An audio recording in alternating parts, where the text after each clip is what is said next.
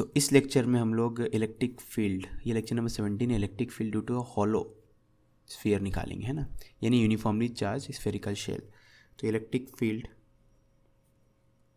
Due to a uniformly charge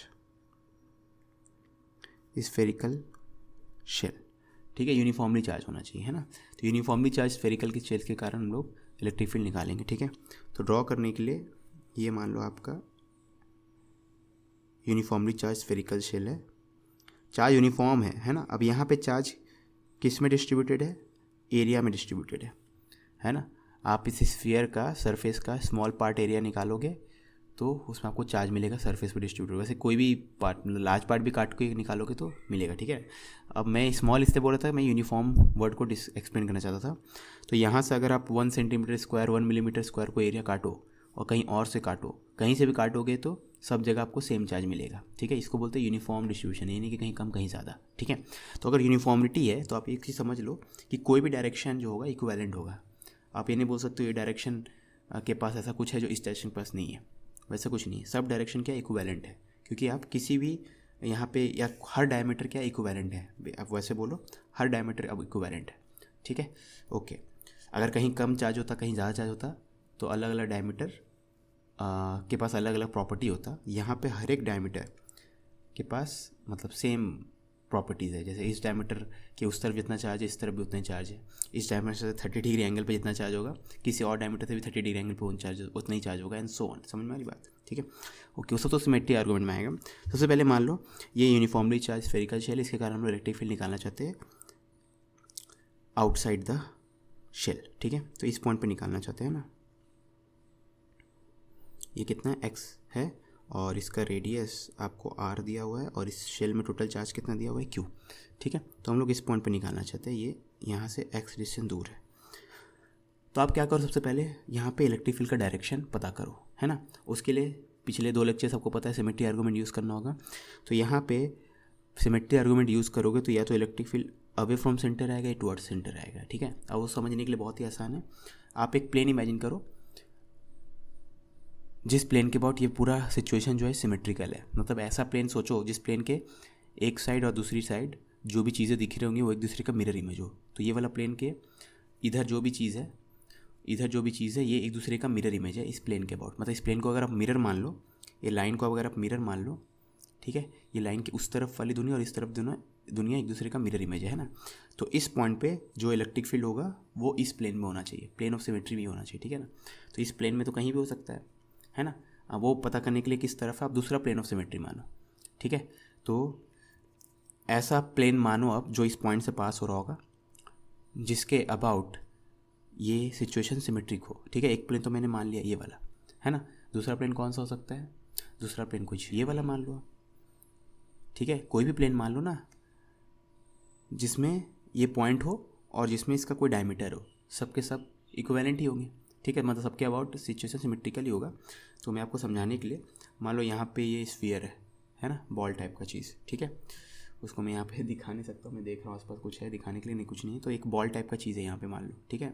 और यहाँ पे पॉइंट है ना। तो पहले मैंने ये वाला प्लेन लिया, अब आप ये वाला प्लेन ले लो ना, ये वाला प्लेन ले लो। इस प्लेन के ऊपर आधा स्फीयर होगा और इस प्लेन के नीचे आधा स्फीयर होगा, ठीक है ना। अब इस प्लेन के ऊपर वाली दुनिया और नीचे वाली दुनिया एक दूसरे का मिरर इमेज है इस प्लेन के अबाउट, है ना। तो ये वाला प्लेन यानी पेज वाला प्लेन और ये वाला प्लेन, ठीक है। याद रखना स्फीयर है, रिंग नहीं है, स्फीयर है, 3 डायमेंशनली सोचो, है ना। तो इस प्लेन, ये जो पेपर का प्लेन है, आधा स्फीयर उसके ऊपर है आधा स्फीयर नीचे होगा, ठीक है। तो ये पेपर वाला प्लेन और ये परपेंडिकुलर वाला प्लेन, ये दोनों प्लेन कहाँ पे मिलेंगे, इस लाइन पे मिलेंगे, यानी इस पॉइंट पे इलेक्ट्रिक फील्ड इसी लाइन के अलॉन्ग होना चाहिए। तो सिमेट्री आर्गूमेंट से आपने प्रूव कर दिया कि भैया इस पॉइंट पे इलेक्ट्रिक फील्ड इसी लाइन के अलॉन्ग होंगे।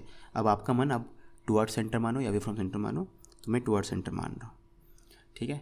इसमें आप कोई आर्गूमेंट नहीं कर सकते हो कि टुवर्ड ही क्यों माना, आपको अवे मानना है तो अवे मानो, ठीक है। फाइनल रिजल्ट सेम आएगा, उसका टेंशन मत लेना, है ना। तो अगर एक पॉइंट जो कि सेंटर से एक्स डिस्टेंस दूर है वहाँ पे इलेक्ट्रिक फील्ड ई आया टुवर्ड सेंटर, तो कोई दूसरा पॉइंट लेंगे जो कि सेंटर से एक्स डिस्टेंस दूर है, वहाँ भी इलेक्ट्रिक फील्ड का मैग्नीट्यूड वही आएगा और डायरेक्शन, रिलेटिव डायरेक्शन वही आएगा, ठीक है ना। तो यहाँ पे इलेक्ट्रिक फील्ड टुवर्ड सेंटर है तो यहाँ भी टुवर्ड सेंटर, क्यों, क्योंकि ये पॉइंट और ये पॉइंट सिमेट्रिक है। सिमेट्रिक क्यों है? आप क्या करो, इस स्फीयर को 90 डिग्री टर्न दे दो, तो 90 डिग्री टर्न देने के बाद इसको 90 डिग्री घुमाने के बाद ये वाला पॉइंट यहाँ पहुँच जाएगा, ठीक है। तब जब ये पॉइंट यहाँ पहुँच जाएगा और स्फीयर को आप देख सकते हो 90 डिग्री टर्न करने के बाद चार्ज का डिस्ट्रीब्यूशन तो वैसे ही दिखेगा जैसा पहले दिख रहा था, ठीक है ना। तो अगर इस पॉइंट पे आप इस तरफ मानोगे तभी ये भी टर्न होकर ऐसा हो जाएगा, है ना। तो इनफैक्ट मैं क्या बोलना चाहता हूँ, कोई भी पॉइंट आप लो जो कि सेंटर से एक्सिस से दूर हो, उन सब पॉइंट पे electric field E towards centre होगा, ठीक है, क्योंकि आपने एक पॉइंट पे ई टुवर्ड्स सेंटर माना। तो हम लोग क्या करेंगे, ये आपका चार्ज्ड शेल है, यूनिफॉर्मली चार्ज, यहाँ से एक्सिस से दूर इस पॉइंट पे निकालना था। तो हम लोग क्या करेंगे, एक्स रेडियस का एक गॉसियन सरफेस ले लेंगे, है ना। ये आपका गॉसियन सरफेस है, ठीक है। अब इसके हर पॉइंट पे electric field toward centre toward centre toward centre toward centre, ठीक है, और मैग्नीट्यूड सबका ई। अब हर पॉइंट पे एरिया वेक्टर तो away from centre away from centre away from centre away from centre, क्योंकि एरिया वेक्टर काम ही है एरिया के नॉर्मल होना, है ना। तो हर पॉइंट पे इलेक्ट्रिक फील्ड और एरिया वेक्टर के बीच का एंगल कितना है, 180 है। तो हर पॉइंट पे इलेक्ट्रिक फील्ड और एरिया वेक्टर एंगल 180 है, ठीक है। देखो कितना हाई डिग्री ऑफ सिमेट्री, है ना। अब इस गॉसियन सरफेस पे हम लोग गॉस लॉ लगाएंगे, E dot D A is equal to charge enclosed. अब ये जो आपने यहाँ पे होलोस्फीयर लिया है इसमें टोटल चार्ज कितना है, क्यू है ना। तो चार्ज इनक्लोज तो क्यू हो जाएगा डिवाइडेड बाय एप्सिलॉन नॉट। अब ई डॉट डी ए निकालेंगे तो ई डी ए, किसी पॉइंट पे ई और डी ए के बीच में एंगल कितना है, 180, चाहे कोई पॉइंट ले लो, cos 180 is equal to charge enclosed by epsilon naught. और चार्ज इनक्लोज्ड की वैल्यू, क्योंकि ये जो गॉसियन सरफेस है उसके अंदर पूरा स्फीयर फिट हो रहा है, तो पूरा फिट हो रहा है मतलब पूरा स्फीयर ही है, तो चार्ज इनक्लोज हो जाएगा total charge on the sphere, है ना। ये गॉसियन सरफेस के अंदर पूरा का पूरा चार्ज स्फेरिकल शेल है आपका, ठीक है। अब ई डी ए कॉस को माइनस ई, अब ई को मैंने बाहर क्यों लिया, क्योंकि आपके गॉसियन सरफेस के हर पॉइंट पे इलेक्ट्रिक फील्ड का मैग्नीट्यूड कांस्टेंट है, डायरेक्शन कांस्टेंट नहीं है, तो मैंने ई वेक्टर को बाहर नहीं ले सकता, ई को बाहर ले सकता हूँ, ठीक है। तो यहाँ से आपके पास ये क्या हो जाएगा, 4πx², है ना। Total area, small small area को ऐड करेंगे पूरे स्फीयर के लिए, ठीक है। तो टोटल एरिया तो E into 4πx² is equal to इतना, तो ये हो जाएगा -kq/r², क्योंकि 1/4πε को मैंने k लिख दिया, ठीक है। ये आपको दे देगा, चलो एक स्टेप और लिख देते हैं, -e into 4πx² is equal to q/ε0, ठीक है। मैं x यूज़ कर रहा था, यहाँ गलती से r लिख दिया है ना, तो x यूज़ कर रहा हूँ तो x ही लिखना चाहिए, मैं r लिख दिया था, ठीक है। ओके, तो इलेक्ट्रिक फील्ड इतना है। अब जो इस पॉइंट का नाम था P, मान लो पॉइंट P पे आप इलेक्ट्रिक फील्ड की कितना माने थे, E माने थे टुवर्ड्स सेंटर, है ना। तो इलेक्ट्रिक फील्ड का वैल्यू एट पॉइंट P आपने माना था E, डायरेक्शन किस तरफ माना था, टुवर्ड्स सेंटर। अब E का वैल्यू कितना है, -kq/x² टुवर्ड्स सेंटर। माइनस क्या करेगा, टुवर्ड्स को अवे कर देगा, ठीक है। तो हो जाएगा kq/x² अवे फ्रॉम सेंटर, जिसको रेडियली आउटवर्ड भी बोलते हैं, ठीक है। तो यही एक्सप्रेशन अगर आप कूलम्स लॉ भी यूज़ करोगे तो यही आएगा, है ना। ऑफकोर्स कूलम्स लॉ में थोड़ा डिफ़िकल्ट हो जाएगा इंटीग्रेशन करना, ठीक है। ओके, तो गॉस लॉ देखो, अब यही क्वेश्चन को आप अगर कूलम्स लॉ से करोगे तो डिफ़िकल्ट होगा, ऑल्दो मैं दिखाया नहीं हूँ, किसी एडवांस वाले लेक्चर में दिखा दूंगा। अभी के लिए तो ये एक्सप्रेशन, तो आप हर क्वेश्चन में देख सकते हो, गॉस लॉ वाले हर क्वेश्चन में आपका सिमेट्री होना इंपॉर्टेंट है ना। अगर हाई डिग्री ऑफ सिमेट्री है, जैसे हर पॉइंट पे ऐसा क्वेश्चन सरफेस लियो जिसके हर पॉइंट पे इलेक्ट्रिक फील्ड का मैग्नीट्यूड सेम है और रिलेटिव डायरेक्शन सेम है, तब गॉस लॉ का इंटीग्रेशन बहुत ही सिंपल हो जाता है, ठीक है। ओके, अब ये आने के बाद अभी हम लोगों ने सिर्फ बाहर पे निकाला, अब अंदर पे निकालते हैं। तो इनसाइड वाला बचा हुआ है, ठीक है। तो यहाँ पे मान लो आपका चार्ज्ड शेल है, यूनिफॉर्मली चार्ज शेल है। अब आप सेंटर से एक्सिस से दूर अंदर में निकालना चाहते हो, ठीक है। तो फिर से अंदर में निकालना चाहते हो, अब क्या करो, मान लो ई है तो फिर सिमेट्री आर्गूमेंट यूज़ करोगे, जैसे ऊपर किए थे वैसे ही।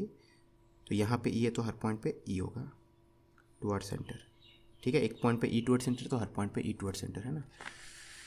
तो अब यहाँ पे हर पॉइंट पे ई टुवर्ड सेंटर है, तो हर पॉइंट पे एरिया वेक्टर तो बाहर होगा, है ना। जस्ट लाइक जैसे ऊपर किए थे, बस ये डॉटेड वाला जो डॉटेड लाइन था ना यहाँ पे, ये गॉसियन सरफेस, इसको अंदर लेना है बस, ठीक है, और कुछ नहीं। तो यहाँ पे भी आप लेफ्ट साइड करोगे तो ई डॉट डी आप निकालोगे is equal to charge enclosed by epsilon naught. तो ये आपका गॉसियन सरफेस यहाँ पे,